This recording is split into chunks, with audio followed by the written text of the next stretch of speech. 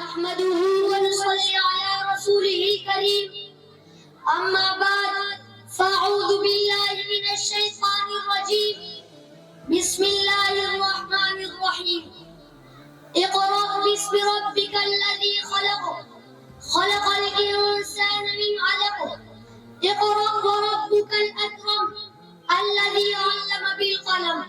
صدق الله العظيم قدر ذی وقار اور محترم ساتھیوں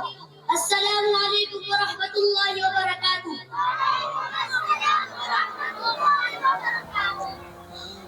معلم انسانیت، فخر انسانیت، عقائد انسانیت حضرت محمد مصطفیٰ صلی اللہ علیہ وسلم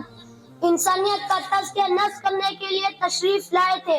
اور بڑی کامیابی کے ساتھ آپ صلی اللہ علیہ وسلم نے صحابہ کرام رضی اللہ تعالیٰ عنہم کا تزکیہ نفس کیا، صحابہ کرام رضی اللہ تعالیٰ کی تربیت کی، انہیں سجایا، مہکایا، سنوار نکھارا اور قیامت تک اس دنیا میں جنم لینے والے انسانوں کا راہ و رہنما بنا دیا۔ میرے دوستو، تزکیہ نفس کا کام آقائے کائنات صلی اللہ علیہ وسلم کے بعد صحابہ کرام رضی اللہ تعالیٰ عنہم نے، ان کے بعد تابعین و تبع تابعین اور علماء کرام نے سنبھالا اور اس مقصد کے لیے مدرسہ وجود میں آیا۔ میرے بھائیوں، حقیقی مدرسے کی بنیاد اور پہلے مدرسے کی بنیاد کہاں رکھی گئی ہے؟ پہلے مدرسے کی بنیاد خرطبہ اور غناطہ میں نہیں رکھی گئی، کیروان اور قاہرہ میں نہیں رکھی گئی، دہلی اور لکھنؤ میں نہیں رکھی گئی، فرنگی، محل، ندوۃ العلماء اور دارالعلوم دیوبند میں نہیں رکھی گئی۔ پہلے مدرسے کا نام صفہ تھا۔ آپ مجھے معاف کریں، میں مدرسوں میں صحیح النسب مدرسہ اور عالی نسب مدرسہ اسی کو سمجھتا ہوں جس کا شجرہ نسب صفہ نبوی پر جا کر ختم ہو، اور میں اسی مسجد کو صحیح النسب مسجد اور عالی نسب مسجد سمجھتا ہوں جس کا شجرہ نسب کعبہ ابراہیمی پر جا کر ختم ہو اور مسجد نبی پر ختم ہو۔ میں اس کے مقابلے میں دوسرے الفاظ بولنا نہیں چاہتا کہ وہ مسجد کیا کہلائے گی، لیکن قرآن مجید نے بتا دیا ہے، ہمیں اور آپ کو کوئی نیا لقب ایجاد کرنے کی ضرورت نہیں۔ وہ مسجد زرار کہلائے گی جس کا شجرہ نسب ابراہیم و محمد علیہ السلام کی بنائی ہوئی مسجدوں پر ختم نہیں ہوتا، اور وہ مدرسہ نہیں بلکہ انسانی کی قدرگاہ کہلائے گا جس کا شجرہ نسب صفہ نبوی پر ختم نہیں ہوتا، مسجد نبوی پر ختم نہیں ہوتا، اور ابو ذر سلمان پر ختم نہیں ہوتا، صدیق و علی پر ختم نہیں ہوتا، زید اور سید عائشہ رضی اللہ تعالیٰ عنہم پر ختم نہیں ہوتا۔ ان مبلغان دین،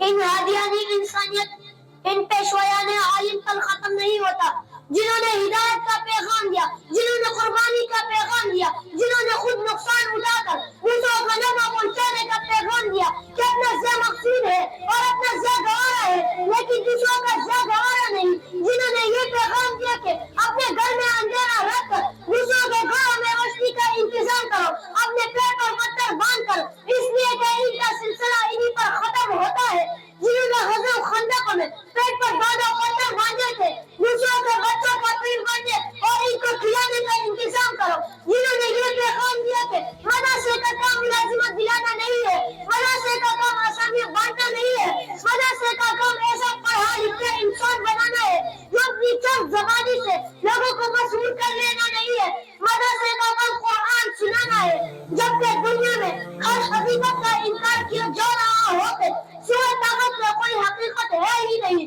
اور جب دنیا بلا موقع ڈنکے کی چوٹ پر کہا جا رہا ہو کہ سوائے طاقت میں کوئی حقیقت ہے ہی نہیں، اور سب حقیقتیں مر چکی، اخلاقیات مر چکے، صداقت مر چکی، عزت مر چکی، غیرت مر چکی، شرافت مر چکی، خودداری مر چکی، انسانیت مر چکی، صرف ایک حقیقت باقی ہے اور وہ نفع اٹھانا اور اپنا کام نکالنا ہے۔ وہ ہر قیمت پر عزت بیچ کر، شرافت بیچ کر، ضمیر بیچ کر، اصول بیچ کر، خودداری بیچ کر چڑھتے سورج کا بچاری بنانا ہے۔ اس وقت مدرسہ اٹھتا ہے اور اعلان کرتا ہے کہ انسانیت مری نہیں ہے، اس وقت مدرسہ اعلان کرتا ہے کہ نقصان میں نفع ہے، کہاں جانے میں ٹھیک ہے، بھوک میں وہ لذت ہے جو کھانے میں نہیں، اس وقت مدرسہ یہ اعلان کرتا ہے کہ ذلت ماں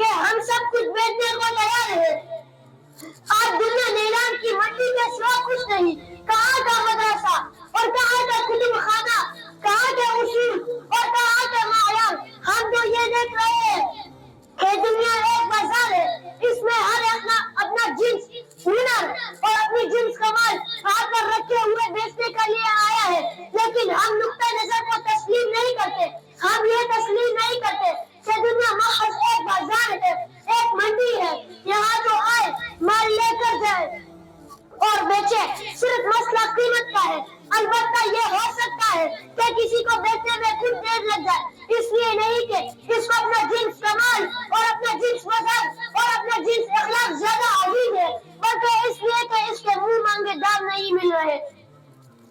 سامعین محترم، جب انسانیت پر زوال آیا، جب اخلاقیات پر زوال آیا، اور جب لوگوں کو یہ نظر آنے لگا کہ یہ جو حق و باطل کی بات کہی جاتی تھی یہ محض زیب و داستان کے لیے گئی ہے اور اس کا کہیں وجود نہیں، حق و باطل کوئی چیز نہیں، کفر و ایمان کوئی چیز نہیں، غلط صحیح ثواب اور وانا ثواب کوئی چیز نہیں، اصل چیز تو پیسہ ہے، اصل چیز تو طاقت ہے، اصل چیز تو عہد ہے،